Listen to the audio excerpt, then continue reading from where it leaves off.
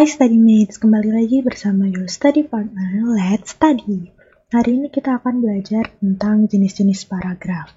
Jadi di video ini kita akan memperdalam mengenai jenis-jenis paragraf berdasarkan letak kalimat utama. Bahan pembelajaran ini dibiayai oleh BDI PT Infomedia Nusantara. Sebelumnya, izinkan aku untuk perkenalan diri terlebih dahulu. Namaku Iza Naila Paramita, biasa dipanggil Naila. Untuk latar belakang pendidikan, sekarang aku adalah mahasiswa di Universitas Indonesia Fakultas Kesehatan Masyarakat, jurusan Kesehatan Masyarakat Angkatan 2023. Aku adalah alumni dari Maninsan Cendekia Serpong tahun 2020 hingga 2023 dengan jurusan MIPA atau Matematika dan Ilmu Pengetahuan Alam.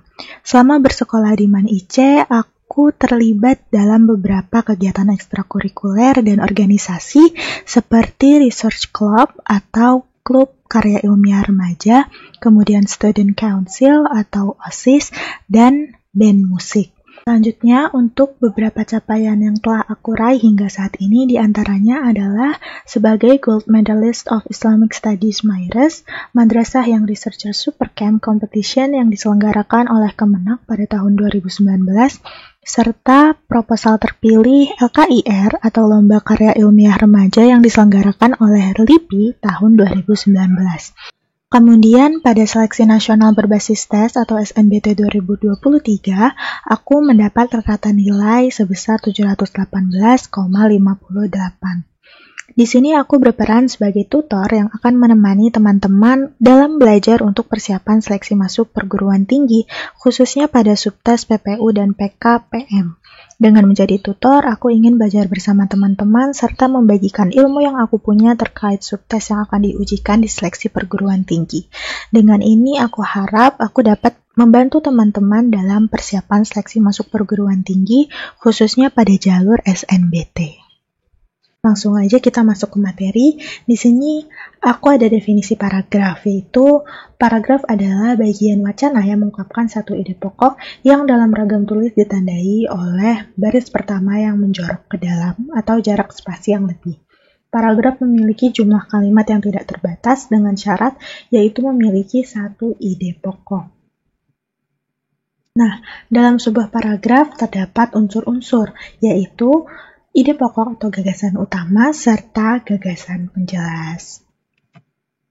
Kemudian di sini aku akan menjelaskan mengenai jenis paragraf berdasarkan letak gagasan utama. Di sini paragrafnya terbagi menjadi 4, yaitu deduktif, induktif, campuran, dan menyebar. Untuk yang pertama itu ada paragraf deduktif. Jadi paragraf deduktif ini gagasan utamanya terletak di awal paragraf. Jadi gagasan utamanya dikemukakan lebih dulu di awal paragraf, kemudian dilanjutkan dengan gagasan-gagasan penjelas. Sehingga kita dapat ketahui bahwa untuk paragraf deduktif ini alurnya adalah umum ke khusus. Jadi untuk ide pokoknya itu adalah umum atau gagasan utamanya itu adalah umum di awal paragraf, kemudian diikuti oleh gagasan penjelas yang bersifat khusus. Dan aku juga ada tips untuk nginget paragraf deduktif ini berdasarkan letak gagasan utamanya. Deduktif ini awalannya ada kata the. Deduktif, the, berarti gagasan utamanya di depan. The, depan. Jadi deduktif, gagasan utama terletak di depan atau di awal paragraf. Nah, kemudian selanjutnya ada induktif. Paragraf induktif ini gagasan utamanya terletak di akhir paragraf. Jadi untuk paragraf induktif ini gagasan penjelasnya dinyatakan terlebih dahulu di awal paragraf. Baru kemudian ada gagasan utamanya di akhir paragraf. Sehingga kita dapat lihat bahwa alurnya adalah khusus ke umum. Khusus itu gagasan penjelasnya di awal, kemudian nanti umumnya yaitu gagasan utamanya yang terletak di akhir paragraf. Lalu selanjutnya ada paragraf campuran, yaitu gagasan utama terletak di awal dan akhir paragraf. Nah, walaupun gagasan utamanya terletak di awal dan akhir paragraf, bukan berarti paragraf ini memiliki dua ide pokok. Fungsi ada dua gagasan utama itu, dia untuk menjelaskan atau menegaskan ulang. Jadi, gagasan utama yang udah dikemukakan di kalimat awal, nanti di kalimat akhir akan ditegaskan atau diulang. Kemudian selanjutnya adalah paragraf menyebar. Jadi, gagasan utama dalam paragraf ini tersirat. Kenapa? Karena dia tuh tidak hanya ada di satu kalimat utama, tapi dia dibangun oleh seluruh kalimat dalam paragraf. Jadi untuk menemukan gagasan utamanya ini, kita harus membaca seluruh paragraf, kemudian menyimpulkan atau menemukan gagasan utama yang tersirat dalam kalimat-kalimatnya. Nah, paragraf menyebar ini kita bisa temukan di teks fiksi, seperti dongeng atau novel. Selanjutnya aku ada beberapa contoh paragraf yang udah aku jelasin tadi. Di sini yang pertama ada contoh paragraf deduktif. Kita akan baca paragrafnya bareng-bareng. Nanti kita identifikasi bareng-bareng juga kalimat utama dan kalimat pendukung. Handphone sangat berguna bagi kehidupan manusia. Perangkat komunikasi ini bisa menjadi alat komunikasi yang sangat efektif. Mereka bisa menghubungkan dua orang atau lebih meski terlampau jarak yang sangat jauh. Handphone juga dapat menjadi alat bantu yang serbaguna. Dewasa ini, handphone telah memiliki fitur-fitur yang bermanfaat bagi kehidupan manusia, seperti kalkulator, penyimpanan foto, catatan, aplikasi peta, kalender, dan lain sebagainya. Nah, di paragraf ini kita bisa lihat pada kalimat 1 atau kalimat awal, itu dia bersifat umum. Dia menyatakan bahwa handphone sangat berguna. Handphone sangat berguna bagi kehidupan manusia. Nah, kalimat 2-nya ini dia merupakan kalimat penjelas. Dia menjelaskan kenapa handphone bisa sangat berguna. Karena handphone sebagai perangkat komunikasi ini bisa menjadi alat komunikasi yang sangat efektif. Lalu selanjutnya kalimat 3, kalimat 4, dan kalimat 5 itu juga merupakan kalimat pendukung yang menjelaskan kalimat utama, yaitu kalimat 1. Nah, karena kalimat utama ada di awal, kita bisa lihat alurnya, yaitu paragraf ini adalah umum ke khusus. Mulai dari pernyataan bahwa handphone sangat berguna, hingga di kalimat kelima, itu menyebutkan fitur-fiturnya, itu lebih khusus dibanding dengan kalimat pertama. Sehingga dapat disimpulkan bahwa kalimat 1 merupakan kalimat utama yang mengandung ide pokok pada paragraf tersebut. Dan kalimat 2 hingga 5 merupakan kalimat pendukung yang mendukung gagasan penjelas dari ide pokok. Selanjutnya adalah contoh paragraf induktif. Di sini, paragrafnya berbunyi, merokok bisa menyebabkan gangguan pernapasan seperti bronkitis, asma, dan lainnya. Hal ini disebabkan oleh asap yang dihirup dan masuk ke dalam tubuh. Selain menyebabkan gangguan pernapasan, merokok juga dapat menyebabkan kanker pada paru-paru. Kandungan tar yang ada pada rokok akan memicu sel-sel kanker pada paru-paru untuk berkembang. Oleh karena itu, merokok sangatlah berbahaya bagi kesehatan manusia. Nah, di sini kita dapat lihat bahwa pada kalimat 5 itu terdapat kalimat oleh karena itu. Nah, oleh karena itu merupakan sebuah konjungsi penanda kesimpulan. Sehingga dapat dikatakan bahwa kalimat 5 ini merupakan kesimpulan dari paragraf. Dan kesimpulan itu sudah tentu mengandung inti permasalahan yang ada dalam paragraf tersebut. Kalimat 5 ini berbunyi, oleh karena itu merokok sangatlah berbahaya. Nah, ini dijelaskan di kalimat 1-4. Di kalimat 1, dia menjelaskan gangguan pernapasan yang disebabkan oleh merokok. Kemudian kalimat kedua menjelaskan bahwa asap yang dihirup dapat menyebabkan gangguan pernapasan itu tadi. Kemudian yang ketiga, dia merincikan juga bahwa selain gangguan pernapasan, merokok juga bisa menyebabkan kanker pada paru-paru. Lalu yang keempat, dia menjelaskan mengenai kandungan-kandungan pada rokok yang berbahaya. Sehingga dapat disimpulkan bahwa kalimat 5 merupakan kalimat utama yang mengandung ide pokok. Pada paragraf induktif, kalimat utama ditandai dengan kata penyimpulan. Nah, seperti oleh karena itu, jadi dengan demikian dan lain sebagainya. Sedangkan kalimat 1 hingga 4 itu merupakan kalimat penjelas.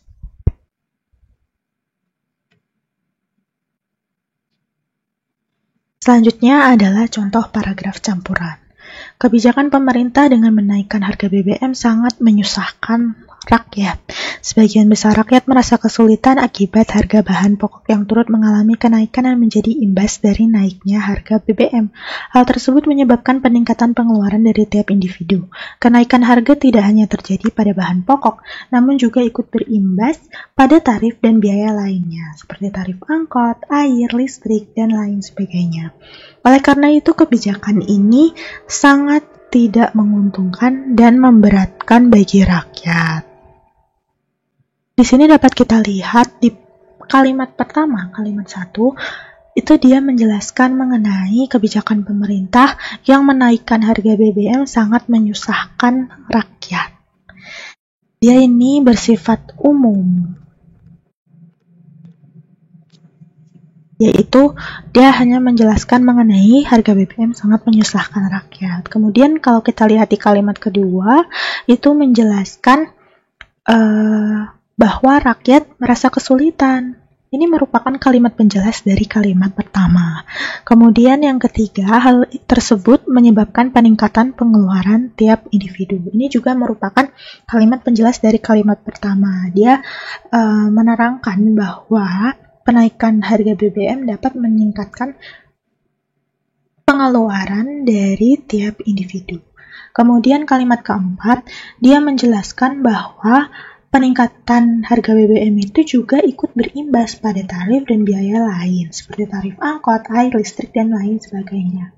Nah, kemudian pada kalimat kelima, ada konjungsi oleh karena itu. Yang seperti telah aku jelasin sebelumnya, ini merupakan konjungsi penanda kesimpulan.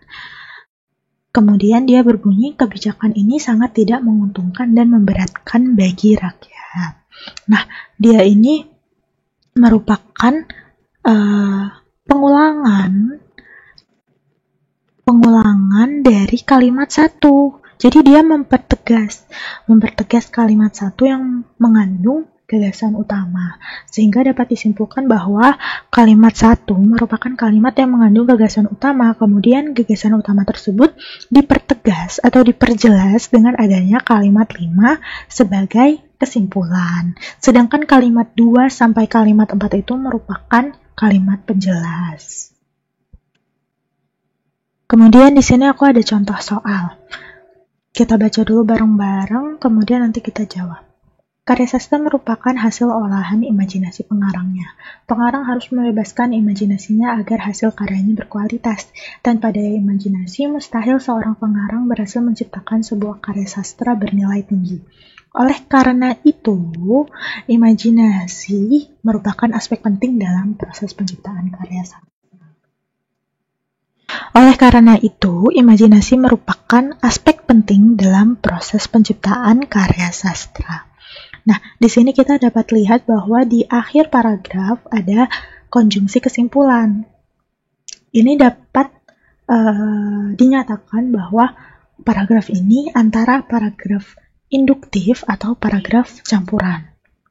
Ini sudah pasti paragraf induktif karena kalimat akhirnya itu merupakan kalimat kesimpulan. Imajinasi merupakan aspek penting. Kemudian kita lihat kalimat pertama, apakah dia mengandung gagasan utama. Karya sastra merupakan hasil olahan imajinasi pengarangnya.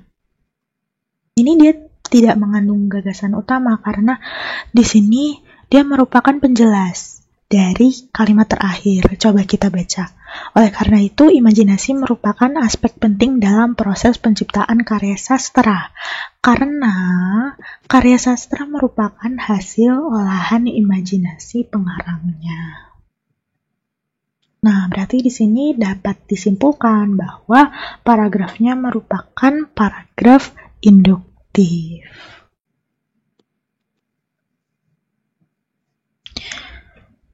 Selanjutnya, merokok sangat berbahaya bagi kesehatan pecandunya maupun orang yang berada di sekitarnya.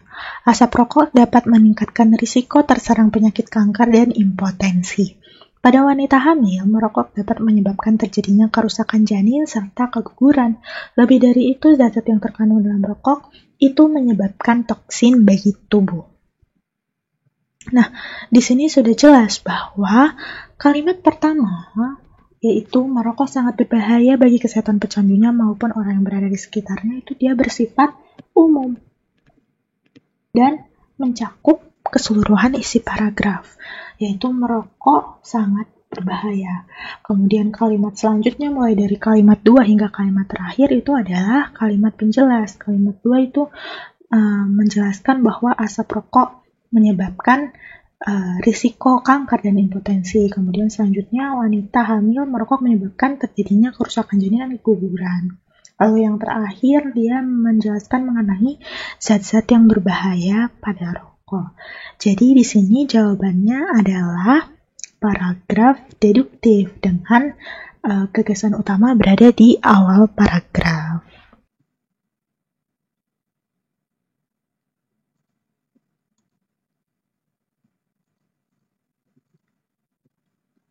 Nah, selanjutnya ada soal lagi, aku akan baca paragrafnya, nanti kita jawab soalnya bareng-bareng. Bahasa merupakan alat komunikasi yang sungguh penting. Melalui bahasa, manusia dapat menyampaikan isi hati kepada sesama. Nah, ini ada contoh soal lagi, nanti aku baca paragrafnya, terus kita berdasarkan letak gagasan utama, paragraf tersebut termasuk ke dalam jenis paragraf. Nah, sekarang coba kita lihat kalimat terakhir. Kalimat terakhir itu dia punya konjungsi kesimpulan, yaitu dengan demikian. Nah, di sini dapat dilihat bahwa dia mengandung gagasan utama karena dia merupakan kesimpulan yang mengandung inti dari permasalahan pada paragraf. Nah, ini di sini kita bisa lihat bahwa intinya adalah dia menjelaskan bahwa bahasa merupakan sarana komunikasi yang sangat penting dalam kehidupan manusia. Nah, kemudian kita lihat lagi di kalimat pertama. Bahasa merupakan alat komunikasi yang sungguh penting. Di sini terdapat pengulangan. Inti yang dibahas di kalimat pertama sama dengan inti yang dibahas di kalimat terakhir. Jadi di sini ada penegasan. Penegasan apa? Penegasan gagasan utama yang dibahas di paragraf ini. Sehingga dapat kita simpulkan bahwa kalimat pertama dan kalimat terakhir mengandung gagasan utama. Dan paragraf ini termasuk ke dalam jenis paragraf campuran.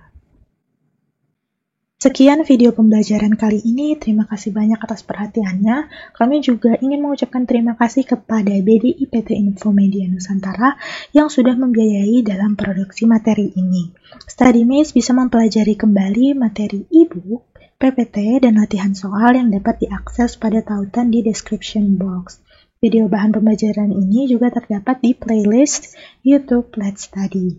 Teman-teman juga bisa mendukung Let's Study dengan berdonasi dengan nominal berapapun yang digunakan untuk mengembangkan platform Let's Study. Selain donasi dalam bentuk uang, teman-teman juga bisa membantu kami untuk membagikan platform Let's Study kepada teman ataupun masyarakat di sekitar. Serta jangan lupa untuk memfollow account sosial media Let's Study. Terima kasih, sampai jumpa di video selanjutnya. Semangat!